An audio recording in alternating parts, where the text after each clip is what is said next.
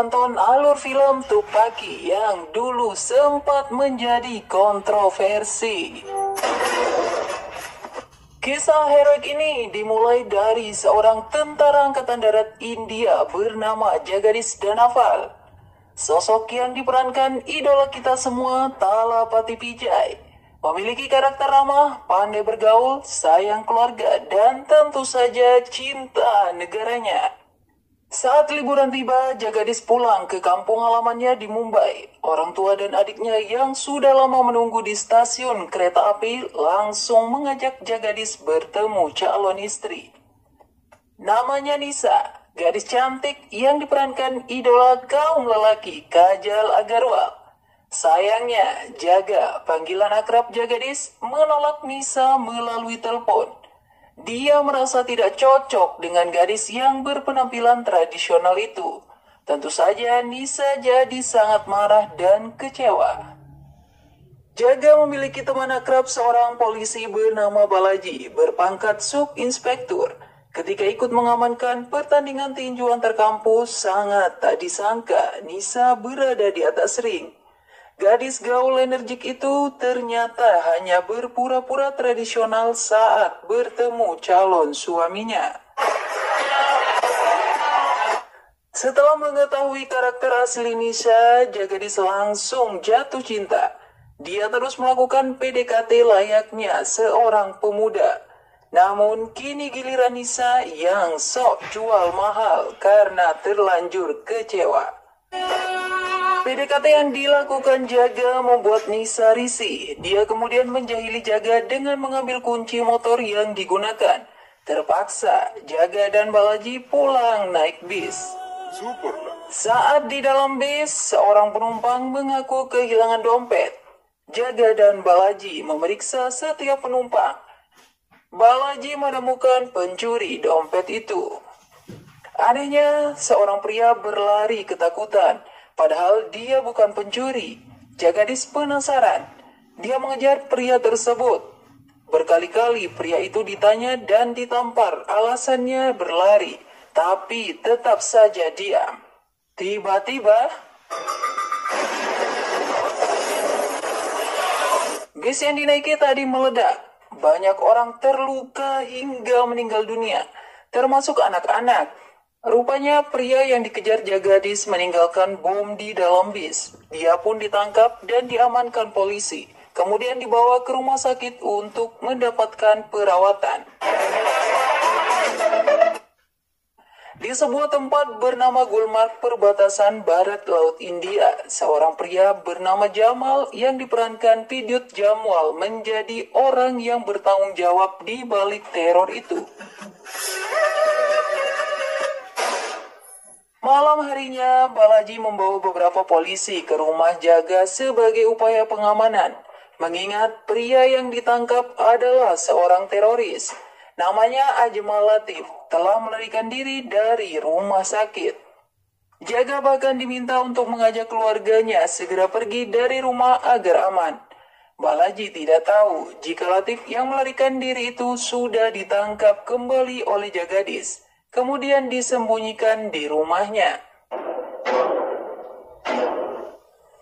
Di dalam kamar, Jagadish dengan dingin memotong jari Latif. Barulah melakukan interogasi dan mengetahui jika kepala keamanan rumah sakit Inba Shekaran membantunya melarikan diri. Malam itu juga Inba Shekaran ditemui. Jagadish memang bukan tentara sembarangan. Dia adalah agen rahasia Badan Pertahanan India. Jagadish berbicara banyak malam itu tentang kesalahan besar yang dilakukan Inba Shekaran. Kemudian memberikan pilihan untuk bunuh diri saja daripada keluarganya hancur. Dan itulah yang terjadi. Di rumah, Jagadish terus melakukan analisa dan penyelidikan dengan barang milik Latif. Terungkap akan ada 12 serangan di kota Mumbai pada tanggal 27 Desember, artinya 3 hari lagi.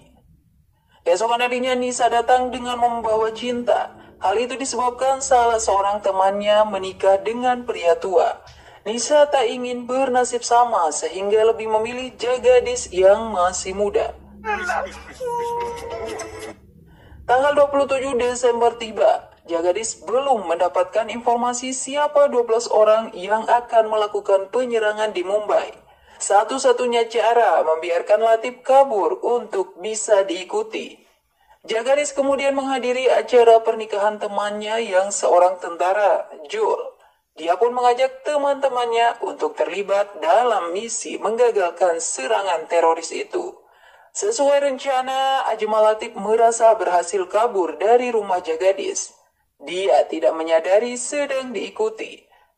Ajmal bertemu dengan orang-orangnya dan menjalankan rencana semula untuk meledakkan bom. 12 tentara kini sudah mengikuti 12 teroris yang membawa bom, termasuk Ajmal Latif. Mereka menyebar di tempat berbeda sesuai target. Namun sebelum bom meledak, melalui komando Jagadis, 12 orang teroris itu ditembak mati secara bersamaan.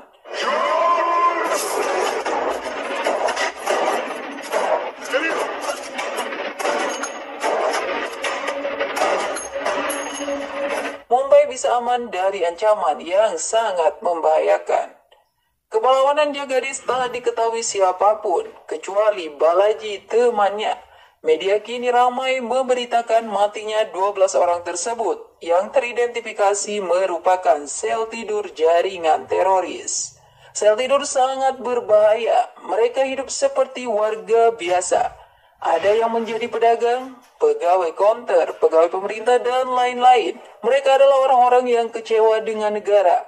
Ketika ada perintah dari pimpinan sel tidur, mereka siap sedia. Afsar Ali, salah satu nama sel tidur yang mati. Jagadis sempat mengambil handphonenya. Afsar Ali adalah saudara Jamal, pemimpin sel tidur. Seseorang yang memiliki akses tinggi membocorkan informasi bahwa HP Afsar Ali diambil oleh orang yang membunuhnya. Jamal menelpon dan diangkat oleh Jagadis. Ancaman ditebar karena telah membunuh 12 anak buahnya. Jamal berjanji akan membunuh Jagadis sebagai balas dendam. "I'm wait," jawab Jagadis tanpa rasa takut. Seperti ucapannya, Jamal datang langsung ke Mumbai. Dia bertemu jaringannya. Setelah melihat detail penembakan, dia meyakini jika pelakunya orang-orang yang sangat terlatih. Karena semuanya bisa menembak dengan tepat di dahi. Baik itu di bis yang bergerak, bioskop gelap, pasar yang ramai, dan lain-lain. Mereka adalah penembak yang terlatih, tapi bukan polisi, ucapnya. Informasi yang didapatkan para penembak tersebut semuanya menggunakan jas. Hal itu menjadi perhatian Jamal. Menggunakan jas di siang hari bukan hal biasa di India. Mereka pasti orang-orang yang sedang menghadiri seminar atau acara resepsi pernikahan. Jagadis juga menyadari petunjuk yang ditinggalkan itu. Dia pergi ke gereja tempat acara pernikahan. Tapi terlambat. Jamal dan anak buahnya, Asif Ali, sudah terlebih dahulu datang dan mendapatkan alamat pengantin Jul. Tentara dan teroris ini berlomba untuk mengetahui terlebih dahulu musuhnya. Jamal bergerak lebih cepat. Dia mendatangi rumah Jul yang tak ada di rumah. Album pernikahan dibuka. Ada 5 tim tentara yang melakukan foto bersama. Mengingat Jul pernah bertugas di 5 camp, hal itu membuatnya bingung. Sementara kakak Jul yang datang meminta tanda pengenal, tanpa pikir panjang, kakak, ayah, dan nenek Jul ditembak mati. Jagadis kembali kalah langkah. Dia menemukan keluarga Jul sudah tewas. Album pernikahan yang ada di meja dilihat. Setiap satu orang dalam tim sudah dilingkari. Jaga memprediksi orang yang dilingkari akan dibunuh untuk mendapatkan informasi. Analisa Jagadis kali ini keliru. Kelima orang yang dilingkari tetap aman. Namun, tiba-tiba, Amar Singh, salah seorang yang fotonya dilingkari, menginformasikan jika keluarganya diculik. Tentara lainnya juga melaporkan hal yang sama. Jagadis berpikir cepat. Dia harus bisa menangkap pimpinan sel tidur itu. Adik kandungnya, Sanjana, diminta untuk menggantikan posisi salah seorang keluarga tentara yang dilingkari. Jagadis harus segera bergerak cepat menyelamatkan 5 gadis yang telah diculik. Untuk menemukan keberadaan adiknya, Jaga menggunakan selendang adiknya untuk ditelusuri anjing. Para teroris yang berpenampilan Islami seperti kelompok jihad sudah siap akan memotong leher gadis-gadis itu sesuai perintah Jamal dari telepon. Beruntung Jagadis tiba tepat waktu di lokasi penyekapan.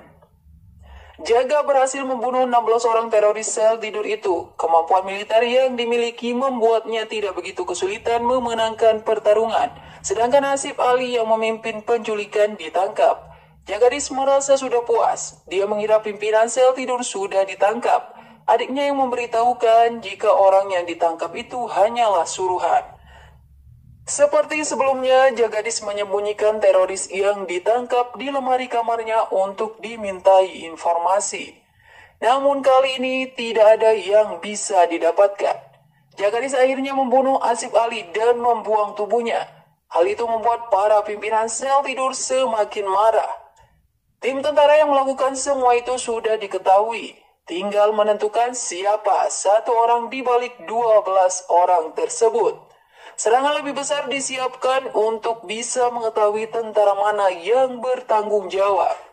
Jamal hanya bisa berkomunikasi lewat telepon dengan Jagadis tanpa mengetahui wajahnya. Dia memberikan peringatan kepada Jagadis bahwa 12 orang yang telah melakukan penembakan sedang diikuti sel tidur. Temannya Sentil yang sedang makan bersama keluarganya di mal menjadi korban pertama. Jagadis gagal menyelamatkan Sentil. Target kedua adalah Jagadis. Bom akan segera diledakkan oleh sel tidur yang sudah mengikutinya. Jagadis tak tahu harus berbuat apa. Ternyata itu hanya gertakan saja. Jamal sudah mengetahui siapa lawan utamanya yang berada di telepon. Dialah Jagadis.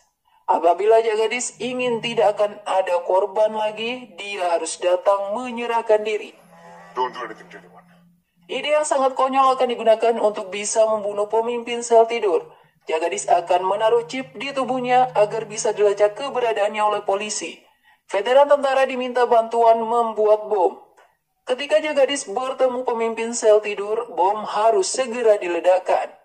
Aku ingin kepala pimpinan sel tidur itu meledak bersamaku, sehingga sel tidur tidak akan mendapat perintah apapun lagi. Ini seperti serangan bunuh diri, ucapnya getir. It's like a suicide attack. Jagadis akan melakukan bom bunuh diri untuk melenyapkan pimpinan sel tidur itu. Bukan hanya teroris yang berani melakukan bom bunuh diri, tapi tentara juga bisa. Kepada Balaji, Jagadis berpesan agar menjaga keluarganya setelah dirinya mati. Frianda, Jagadis juga terpaksa membatalkan pertunangannya dengan Nisha. Dia tidak ingin gadis cantik itu lebih terluka lagi nantinya. Keesokan harinya, Jagadis sudah bersiap menemui Jamal. Dia dituntun melalui sambungan telepon oleh Jamal untuk bertemu. Kendaraan disiapkan. Jagadis hanya bisa mengikuti perintah tersebut. Gonta-ganti mobil sesuai arahan Jamal dilakukan. Pertemuan keduanya dilakukan di tengah laut. Tangan Jagadis diborgol. Ternyata Jagadis sudah dijebak. Dia tidak menyadari jika setiap mobil yang digunakan sudah diletakkan bom. Namun, bom tersebut tidak akan diledakkan. Rencana Jamal adanya bom akan dilaporkan ke pihak kepolisian. Tentu saja polisi kemudian mencari tahu siapa dalam bom tersebut. Rekaman CCTV bisa menunjukkan bahwa mobil-mobil itu diparkir oleh Jagadis. Sementara Jagadis akan dibunuh sebelum tertangkap polisi dan nama baiknya hancur. 12 sel tidur yang sudah ditembak tim Jagadis akan diklaim sebagai kerja tim sekretaris bersama Pertahanan Negara India. Tentu saja, sekretaris tersebut akan menikmati hasilnya, bisa menjadi Menteri Pertahanan berikutnya. Sedangkan nasib Jagadis akan dicap sebagai agen ganda. Tujuan besarnya, sel tidur yang selama ini tidak pernah bisa menembus tentara India akan dengan mudah disusupi. Sehingga berbagai kepentingan teroris lebih mudah dicapai. Hanya di tentara, teroris tidak memiliki jaringan. Mendengar itu, Jagadis sangat terkejut. Dia tidak menyangka rencana teroris begitu jauh dan matang. Rencana Jagadis sendiri untuk bunuh diri tidak boleh terjadi. Jika dia mati, maka negara akan berada dalam bahaya besar. Oleh karena itu, dia harus melarikan diri. Padahal rencana Jagadis sebenarnya juga berjalan lancar. Temannya sudah berhasil menaruh bom di kapal tempat pertemuan. Apabila meledak, pimpinan sel tidur dan dirinya akan mati di tempat. Namun, bahayanya orang jahat di dalam negara akan menjadi menteri. Jagadis memutar otak, sementara Jamal terus memukulinya. Tangan dan kaki Jaga sudah patah, dia tidak berdaya, tak bisa melawan. Solusi ditemukan, Jagadis memprovokasi Jamal agar mau melepaskan borgol. Apa yang harus ditakutkan lagi dari tentara yang tangan dan kakinya sudah patah? Jamal tidak ingin hilang wibawa, egonya terluka karena dianggap takut. Borgol Jaga pun dibuka. Jamal terus memukul Jagadis hingga berdarah. Tiba-tiba, Jagadis memperbaiki sendiri tangan dan kakinya yang patah. Kini dia bisa berdiri tegak. Duel seimbang terjadi. Baku hantam yang cukup sengit. Hingga pada sebuah momentum, Jagadis berhasil menodongkan pistol ke Jamal. Anak buah Jamal tak bisa berbuat apa-apa. Jagadis yang menyadari adanya bom yang sudah ditanam temannya langsung membawa Jamal pergi menjauh. Namun, Jamal tidak takut mati.